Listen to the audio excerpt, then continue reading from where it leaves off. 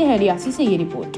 Singh district president PHE employees United front Reasi. और आपके media के बंधुओं का बहुत बहुत धन्यवाद। आपने देखा होगा कि जम्मू कश्मीर के अंदर माननीय मुख्यमंत्री उमर अब्दुल्ला साहब का 1 साल का कार्यकाल पूरा हुआ है। उनको बहुत बहुत बधाई एवं शुभकामनाएं। और विधानसभा के अंदर विपक्ष की भूमिका में बैठे हुए हमारे मिस्टर सुनील शर्मा जो विपक्ष के नेता हैं, उनको भी बहुत बहुत बधाई है कि उन्होंने भी 1 साल विपक्ष को चलाया है।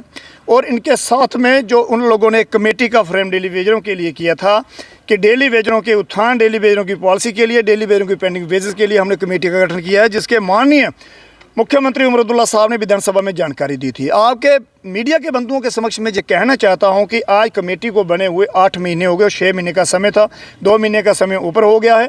जम्मू कश्मीर की सरकार ने अपने बजट में इजाफा करने के लिए बहुत बड़ा कदम किया, बड़ी पहल की थी। महराज मलिक जो डोडा के एमएलए जीते थे, उन्होंने कहा था कि मुझे 3 लाख रुपया चाहिए, लेकिन भारतीय जनता पार्टी ने नेशनल कॉन्फ्रेंस के इशारे पर 3 लाख के लिए हामी भर दी। उन्हें अपने 92 लाख रुपया जो चाहिए वो मिलेगा बोनस के तौर पर। और इसके साथ में होम के लिए, घर के लिए, गाड़ी के लिए सारी सुविधा, वाईफाई चलाने के लिए सब कुछ उन लोगों को चाहिए, वो मिलना चाहिए। मैं कहता हूं कि वो एमएलएज हैं, वो मिनिस्टर हैं, हमारे जम्मू कश्मीर से हैं, कम से कम उनकी तनख्वाह 5 लाख रुपया होनी चाहिए थी। 3 लाख महराज मलिक ने कम रखी। मैं ये कहना चाहता हूँ कि 9300 रुपये लेने वाली डेली वेजेस, चाहे वो सफाई कर्मचारी हैं, चाहे वो बिजली विभाग के लोग हैं, चाहे वो पीएचई के डेली वेजेस साथी हैं, 57,402 आदमी जो पिछली सरकार में 2017 की बायोमेट्रिक के दौर में 57,402 आदमी आल विभाग के डेली वेजेस थे। आज माननीय मुख्यमंत्री उमर अब्दुल्ला साहब कह रहे हैं कि 1,05,101 आदमी डेली वेजेस है। मैं पूछना चाहता हूं कि भारतीय जनता पार्टी के एलओपी सुनील शर्मा साहब बताएं, मनोज सिन्हा साहब बताएं, या मुख्यमंत्री उमर अब्दुल्ला जी बताएं कि 50,000 आदमियों को किसने बढ़ाया है। हमें बताएं आप लोग। अगर आपके पास आपकी कमेटी कहने की काम नहीं कर रही है, और ख़ास करके एक मुख्यमंत्री और ऐसे प्रदेश से मुख्यमंत्री, ऐसे यूटी से मुख्यमंत्री जिनका सीधा रातबा केंद्र सरकार के साथ है। हमारे देश के आदरणीय प्रधानमंत्री नरेंद्र मोदी जी ने कहा है कि ना खाऊंगा ना खाने दूंगा। मैं ये कह रहा हूँ कि डेली वेजरों के ऊपर जो एक आप लोग झटका दे रहे हैं, आप लोग डेली वेजरों के साथ विश्वासघात कर रहे हैं, उसका जिम्मेदार कौन होगा? अगर मुख्यमंत्री साहब की जिम्मेदारी नहीं है तो इसकी जिम्मेदारी कौन होगा? चीफ सेक्रेटरी मुख्यमंत्री के दायरे में है नहीं है? अगर नहीं है तो मुख्यमंत्री जी को बाहर आके इसके बारे में बताना होगा। अगर वो है तो इसकी जवाबदेही देनी होगी। अगर मनोज सिन्हा साहब ने ये कहा है कि डेडवुड अधिकारियों को बाहर का रास्ता दिखाना है, तो क्या उसमें सिर्फ डेली वेजर ही हैं? क्या उसमें टीचर आते हैं? क्या वो लोग प्रशासनिक दौरे में जो लोग बैठे हैं? मैं शालीन काबरा जी से पूछना चाहता हूं, आप तो पीएचई से बहुत भली भांति वाकिफ है, क्या आप लोगों को कमीशन चाहिए?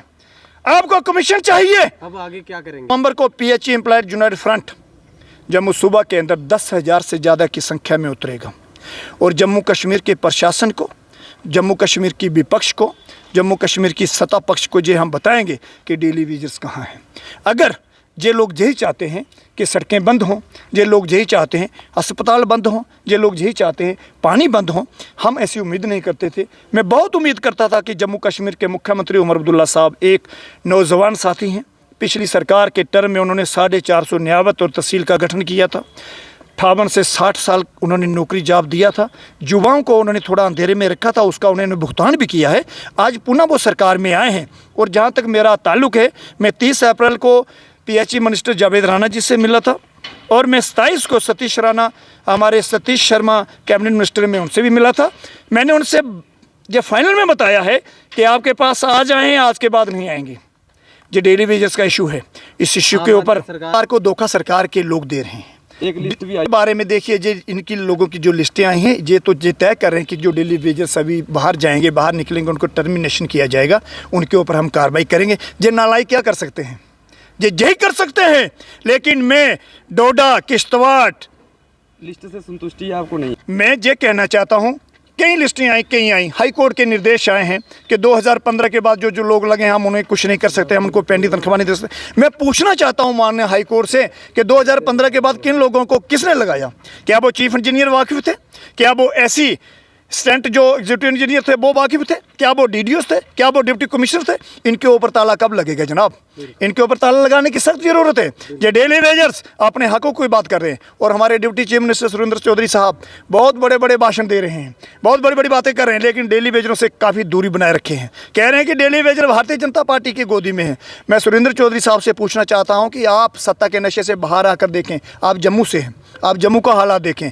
जम्मू के साथ धोखा हुआ। जम्मू के 11,186 लोगों को नेशनल कॉन्फ्रेंस की सरकार, उमर अब्दुल्ला की सरकार ने ही बाहर किया था और श्यामलाल शर्मा उस वक्त हमारे कैबिनेट मिनिस्टर थे, जो आज भारतीय जनता पार्टी की गोदी में बैठे। मैं ये कहूँगा कि आने वाले दिनों में 10 तारीख को जिस तरीके से डेली वेजर्स पुनः जम्मू में निकलेंगे, उसके लिए जम्मू कश्मीर की सरकार को लाठियाँ बांधने की जरूरत नहीं होगी। अगर एक लाठी मारी जाएगी उसको हम सहन करेंगे, अगर दूसरी लाठी पड़ेगी हम उसको भी सहन करेंगे। और मैं समस्त डेली वेजर साथियों से आपके चैनल पर कहूँगा, हम तीसरी लाठी ना खाएंगे, लाठी का जवाब लाठी से देंगे।